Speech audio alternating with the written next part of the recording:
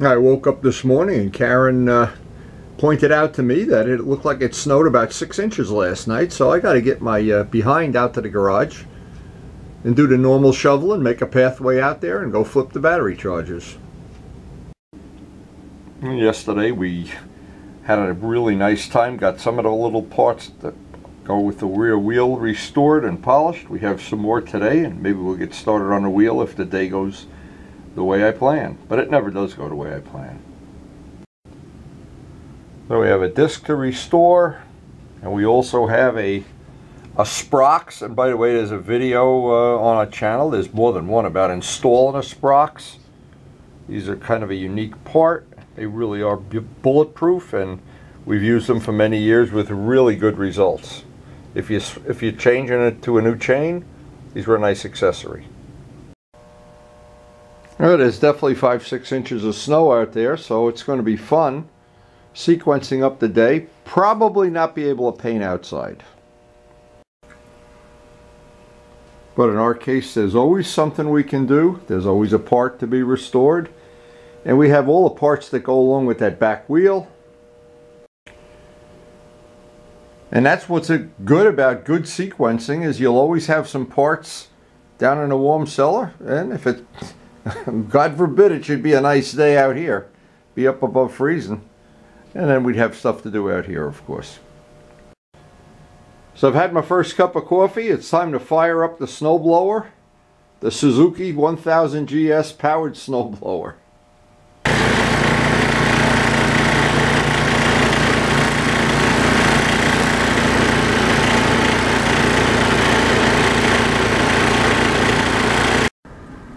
After all the shoveling, it's time for what we do best. Let's get down into the cellar where it's nice and warm. When it snows, the birds love to come to Wendy's feeder. What's the best way to get motivated when you come in from snow blowing your driveway? And the main thing, not even the main thing is the pathway to the garage. Without that pathway, the coffee won't be worth that much. So we're going to take a break and read the paper, and look what Karen found. Wow, look at this, more Harbor Freight. We get double Harbor Freight coupons. Wow, how lucky can you be? So we're back down in the shop where it's a paltry 40 degrees warmer than it is outside. And I'm looking at the wheel. I'm really thinking it through, how I want to fix that dent in the rim. I've given it a couple of days of thought, and when it's done I want it to be as good or better than that one. For the simple reason, you see a lot more of that wheel. But we still have some other little parts to take care of before I get cracking on that wheel. So the next part I want to work on is it's really an assembly, and I want to make sure I don't have a spacer that's going to jump out. Some of the bikes, this is a spacer. On this bike it isn't, so that makes that an easy decision. So the first thing I want to do, even though basically all motorcycles that I've ever worked on anyway have sealed bearings, and that's a really good thing.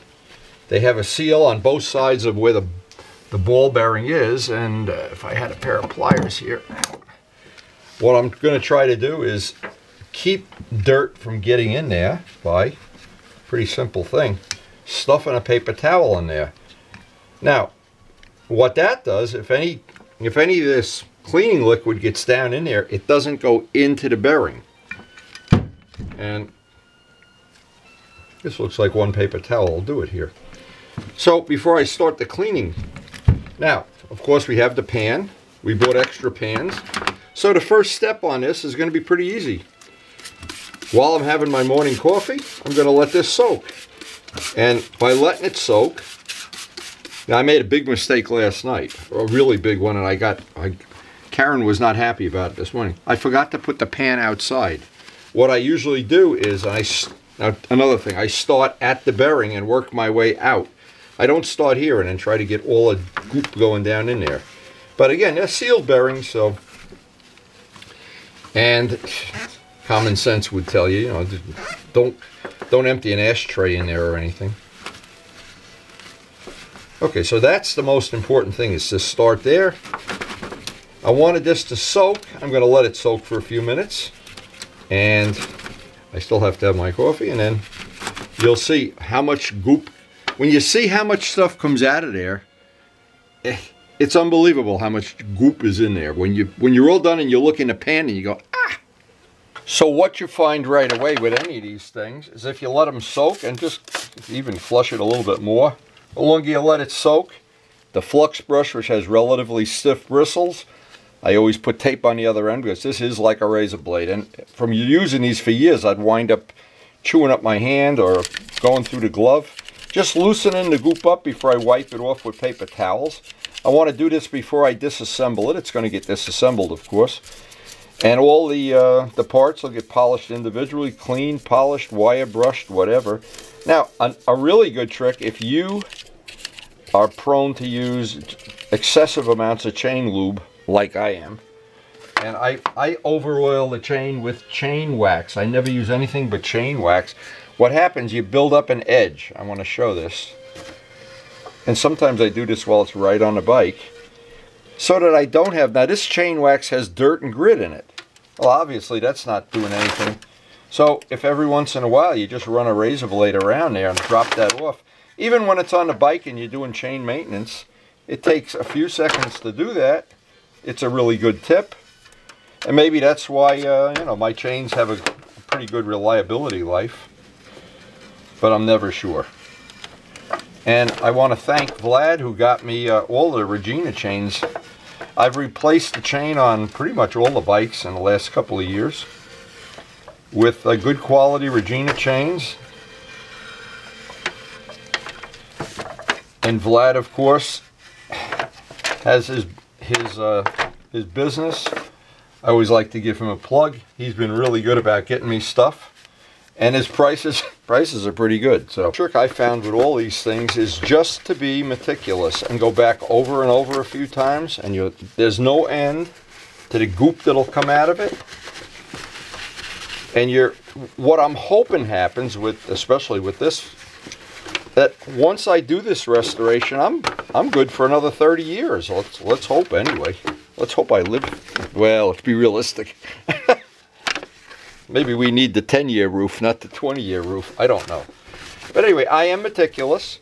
If I were doing this outside, I'd take compressed air, but I don't want to, in my case, stink up the house, just in case they change their plan and they're going to bring Miles over here. So far, this is not a Miles day, but that changes from minute to minute, from hour to hour. And if he wants to make a snowman, you can bet I won't have much to say about it. Anyway, that's ready, almost ready. I'm going to dry it off with a damp rag. That's almost ready for I'll take it over and put this end in a vise and then loosen the nuts and take this apart. Here's a little tip that'll make you popular with the family. Since diesel fuel is kind of smelly, of course if you're in a nice warm weather climate, you can just do this outside, but what I try to do is right away either put the whole pan outside, or in this case I'll wipe this out and put this outside as soon as possible so I don't expose the air I'm breathing to any more diesel fuel, or just work outside. Now these bolts are usually, not usually, they're always Loctited on, so having it in a vise is a big, in fact, if you have a good vise, I said a good vise, this is not a good vise. Actually, I gotta make it tighter. Oh, God. Some of these things, and sometimes if that doesn't work, we put an extension on a wrench. Things are really on there. Don't forget, this is a 1000cc bike, so there we go. And a wrench extension. These are factory approved wrench extensions. And I'm a wimp. Oh, geez, you can actually hear that when it breaks. Anyway, we want to clean the nuts, polish them. They're self-locking special nuts, so we will treat.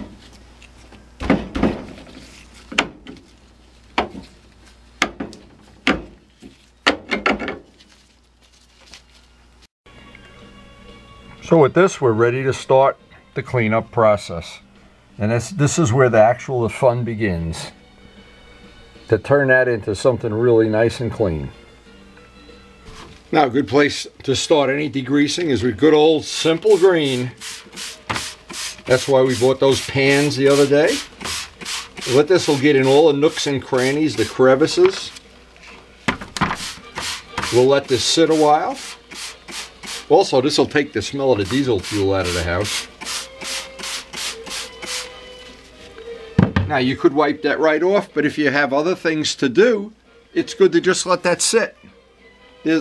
And there's no reason to rush it because we have other parts we're working on right now. In fact, I'm thinking a good thing to do while we are letting that sit, I'll do the same thing. I'll clean up a lot of times I skip one step here and then I say, didn't I ever do this before? That's what's nice about having a pan. So I can take each one of these now, let them soak, take each one of these over to the buffing wheel, and hopefully make it better than new. Now, one of the things that makes polishing a nut like this a little handier is if you can just hold it on a bolt and then always polish it so it's going downhill. Or if you really, in my case, it's not a problem. I'm just going to hold this, run this on the buffing wheel, but not in a way that it's loosening the nut, in a way that it's tightening the nut.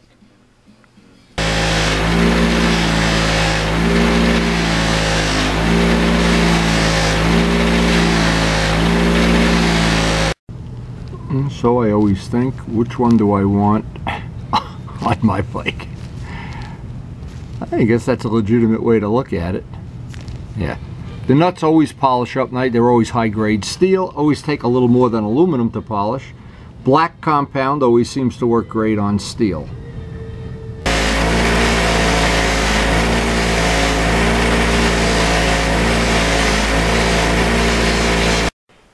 Now, this is part of the restoration process you're not going to see anyplace else on YouTube. Here I am. I'm buffing the cush, the 6 nuts. And what happened? I was holding it with this on the end, and I mistakenly turned it this way, so it unlocked the nut. Here's what you cannot make this up.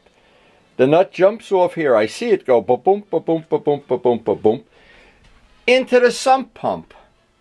It's down in the sump pump. I can see it. So I have my little Harbor Freight flashlight. I can see it now. Embarrassing, sure. So I think, well, I'll just move this and take the sump pump cover off. Guess what? Since I've never had the sump pump cover off, we don't really have a water problem here. This thing is built so I can't move it.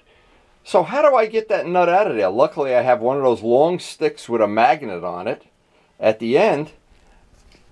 Can you believe that? I wish you could make this up. I can't tell you. It's embarrassing. It's funny, but so the answer is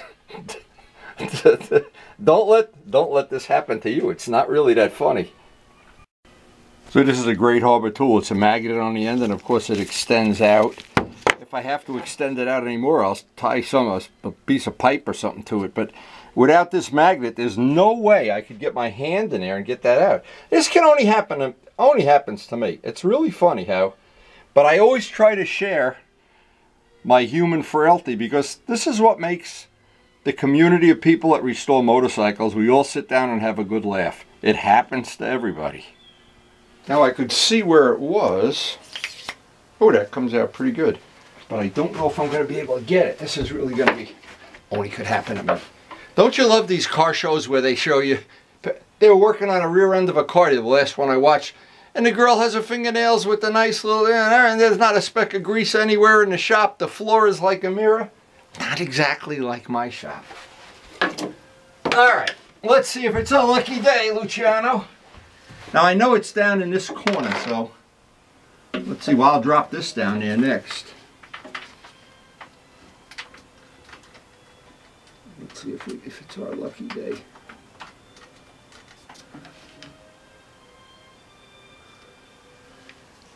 Wow. You cannot make that up. How funny is that? So here's a case where having a $3 Harbor Freight tool saved my bacon. And thanks to video, maybe it won't happen. But I'm gonna put a rag over to cover that hole just to protect myself. Now it's hard to believe I'm in this house almost 28 years. And that's the first thing's ever gone down into the black hole in space. But I will have a great story to tell.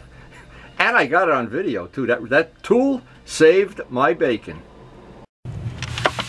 Now while I'm waiting for the coffee to brew, a similar funny story. I'll bet it's happened to a lot of people. I know it's happened to Luciano.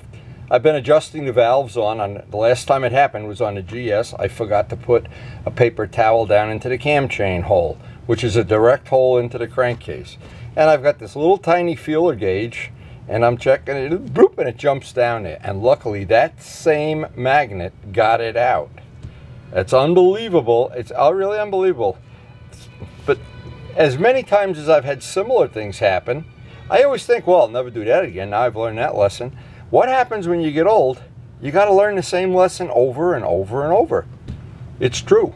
Anyway, I got to polish the rest of those nuts up. Now that I've got a rag over that. You cannot make that up. You can't start a day and say, I'm going to do something crazy like that. But my life has a lot of crazy stuff going on. And we like to share it. So that was quite a story. And you really just can't make that up. Unbelievable. Anyway, they are cleaned up. Our sprocket that's been soaking in simple green is probably pretty ready to be cleaned up. Okay, this has been soaking for a while. You would think a lot of it's loose now. And what you find out, especially with anodized parts, the color is a lot brighter when it's clean. Once this gets a film of grease on it, and especially, here's the whole trick, inside and inside these little crevices. Now I'm going to be real careful about this because this is one of the things that I really take a lot of pride in. You take your motorcycle somewhere, and for whatever reason, I don't know if it's paranoia or what, people look at your chain. First thing they look at your back wheel to see if you're riding as hard as, you know, Perry Como or something.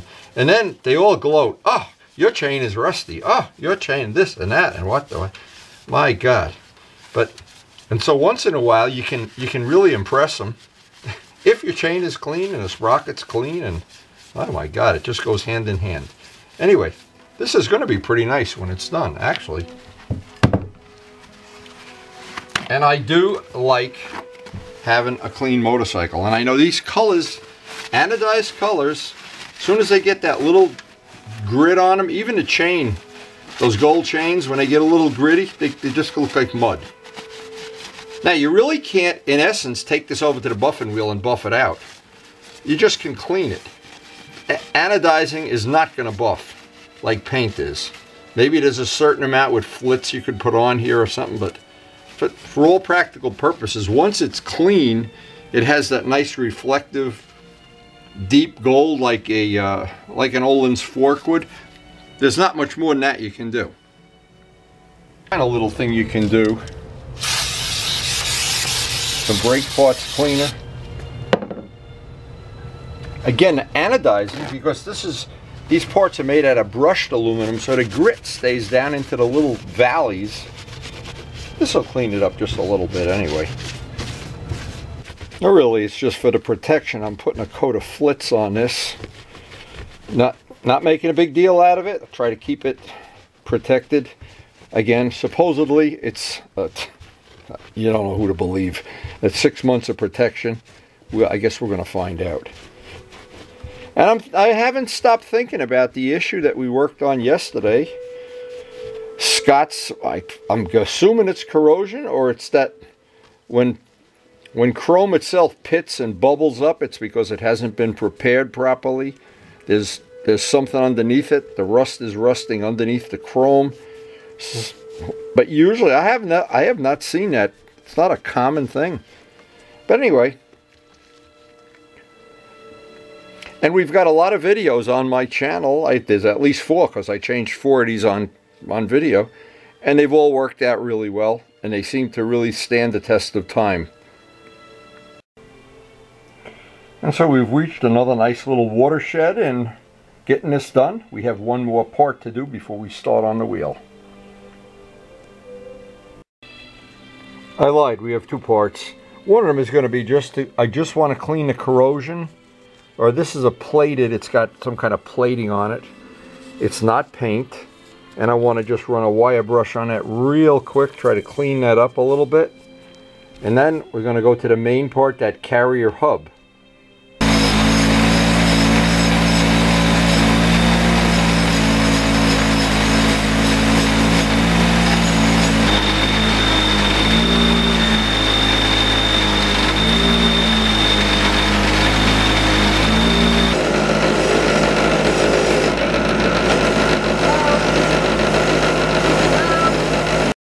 And there's only one downside of using this that I've ever experienced. It leaves dust everywhere. So it's always better if I could do this outside, but of course since it's snowing out there, I guess I don't have that choice. But here's another handy tip. To clean up the stuff, I confiscate Karen's little vacuum cleaner. Let me just show this. This is really a nice little tool. And you can get all the dirt out from all the crevices around the drill press and everything.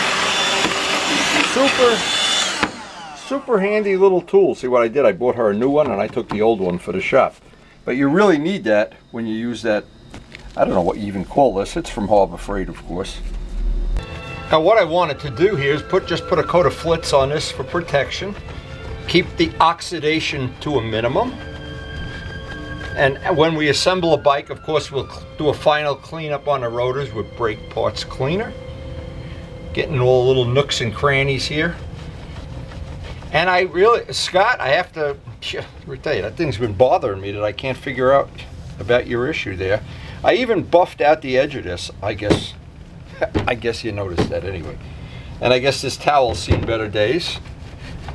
We won't be using this in the bathroom anymore. But anyway, here's the cool news. It's some pretty good news. Tomorrow is scheduled to be we're going to have company over, and I've got some confirmations that a person we haven't seen in a long time, Najat, is going to stop and visit us. Now, just so you know the history, Najat was, those purple Ducati parts in the garage are his. He went to a bike show and he was dying to learn how to, he really was enthusiastic about learning how to paint. He did very, very well. I still have a lot of his, I still have some of that purple paint, I think. I'm not sure. I have a whole bucket of his stuff. But quite a nice guy. We always enjoy interacting with him. And of course, he's a Ducati lover, so Glenn's going to hold hands with him all day tomorrow. So everything here has a coat of flitz on it. And to be honest, this was a lot of hours of work. But I'm sure in the final, when we put the bike together, it'll be well worth it. Now, unfortunately, as can happen in my life anyway, we did not have time today to do this. It's a short day for me because Miles is coming over for a visit, and we definitely don't work with kerosene when he's here. So this is going to be it for today, but tomorrow we'll pick it. Well, tomorrow is going to be, we're going to work on Glenn's stuff if he makes it. We still have snow out there, so you never do know. Even the little details like this at the end of a work day, I always look at them. Even just polishing the edge of this, you think nobody's going to notice? The gods see everywhere. They see the edges of your disc. They really don't, but it's always fun to think that way. Anyway, hope you enjoyed the video, and tomorrow should be a very special day. I'm really looking forward to seeing Najat, among other things. Looking forward to working on Glenn's Ninja. We're going to put our project aside, and that hub, that's going to be a labor-intensive job. I have some special stuff I want to do to that also. And we'll get into that. And then the big thing that's coming soon is the wheel and getting rid of that dent in the wheel. I know you'll be impressed. You're always impressed. I pay you to be impressed. Anyway, hope you enjoyed the video. Thanks for watching.